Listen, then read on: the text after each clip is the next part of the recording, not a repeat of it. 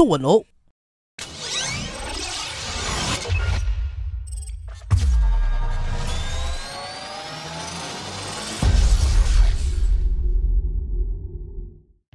这次帮你选择的是 MacBook Pro 13寸 M1 深灰色搭配英式键盘的版本。看到键盘干干净净，只有4个字，很舒服。在外观设计上，帮你只提几个重点。这代的 MacBook Pro 依旧维持近几代相近的设计 ID， 外观不是它的重点，但带来了几个重要的改变。首先还是大家熟悉的 Touch Bar， 好不好用见仁见智。但在下结论之前，记得先花时间了解一下 Touch Bar 的一些基本操作，例如直接按住音量键，左右滑动就可以快速调整音量。左边的亮度键当然也是一样的逻辑。值得一提的是，当你把亮度拉到最底时，萤幕会直接关闭。对突然要关闭萤幕的解决方案来说，又多了一个新的选择。如果用一句话来说， Touch Bar 毕竟是由硬体带来操作习惯的改变，需要花点时间重新熟悉。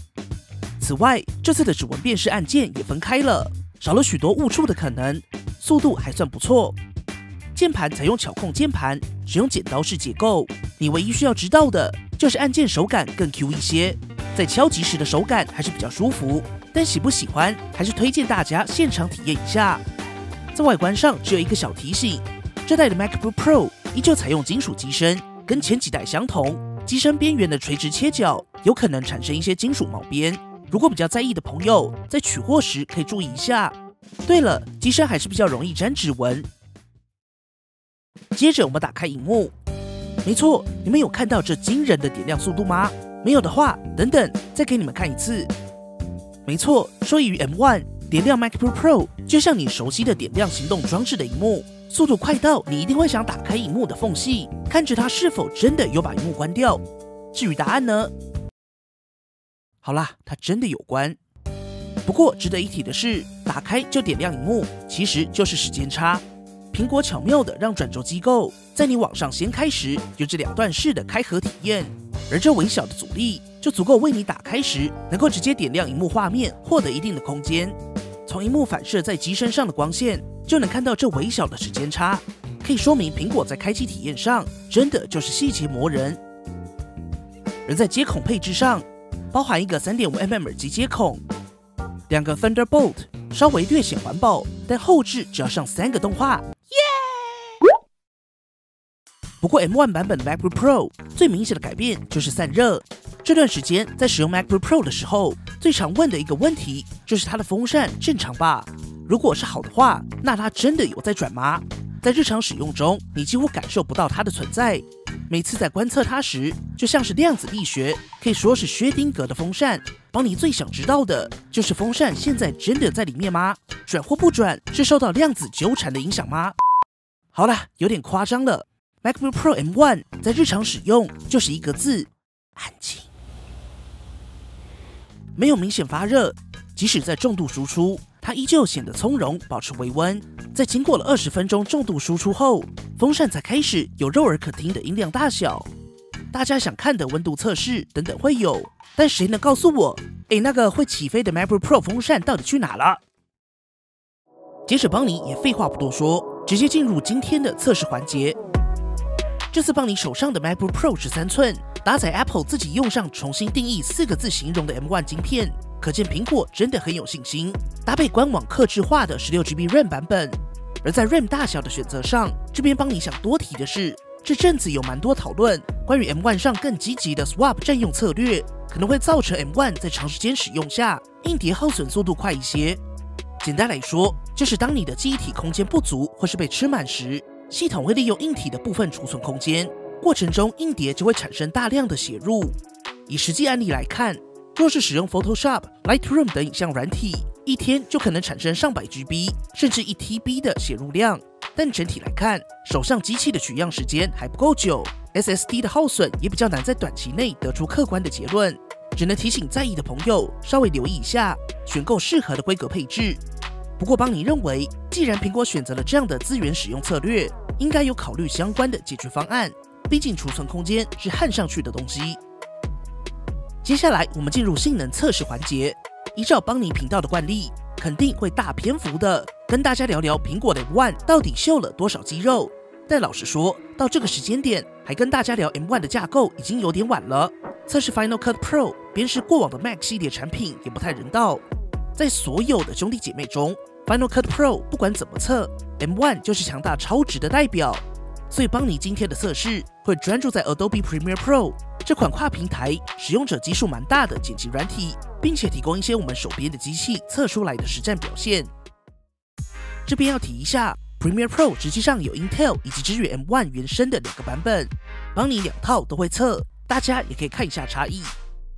这次的测试一样有2个项目，分别是更符合一般使用需求的一般剪辑，以及重度专业需求的重度剪辑，2个项目进行测试。首先是一般剪辑需求的测试，采用总长10分钟 4K 影片，并且经过简单调色及混音，最后选择 Premiere Pro 预设的 YouTube 4K 进行输出。在一般剪辑需求的测试中， MacBook Pro M1 原生的输出时间是12分42秒，而 Intel 版本则是13分16秒，实际上差距并没有明显拉大。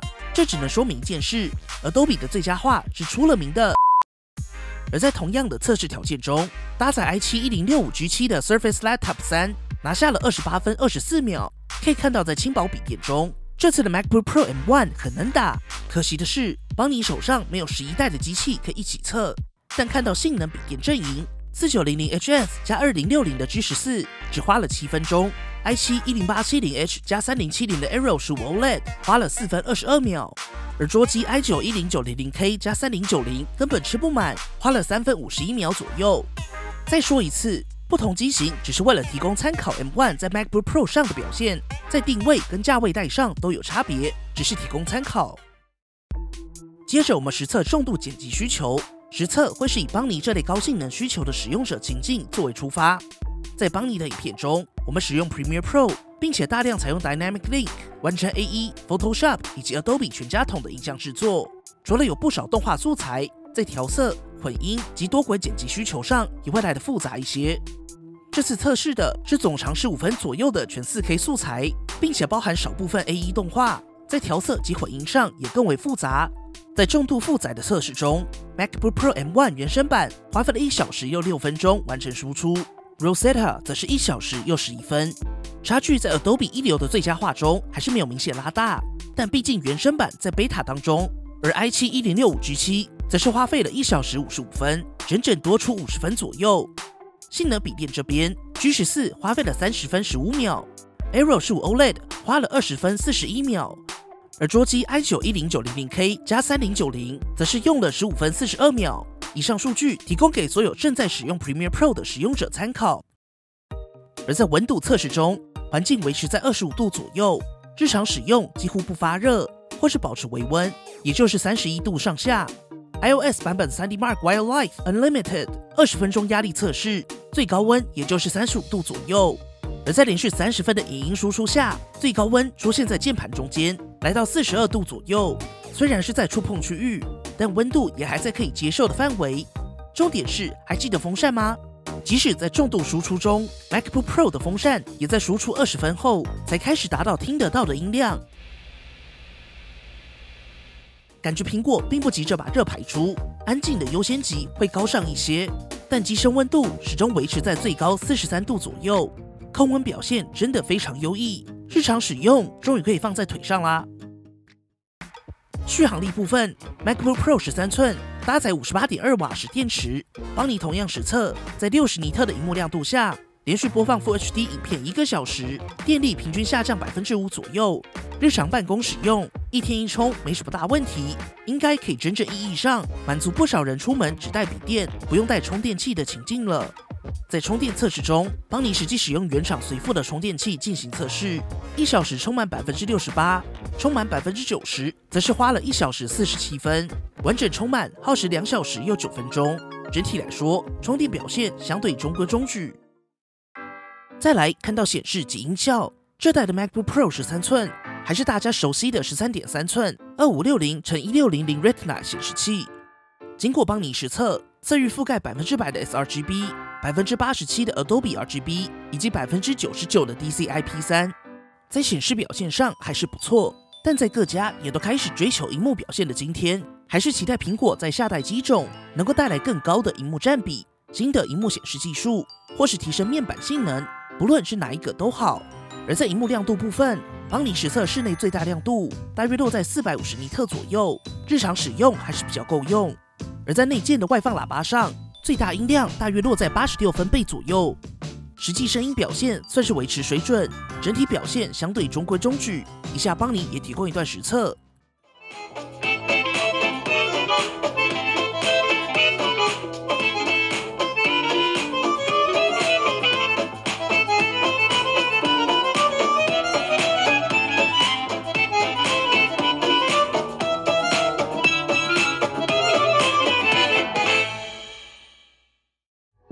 最后，邦尼也一样提供所有的跑分测试供大家参考。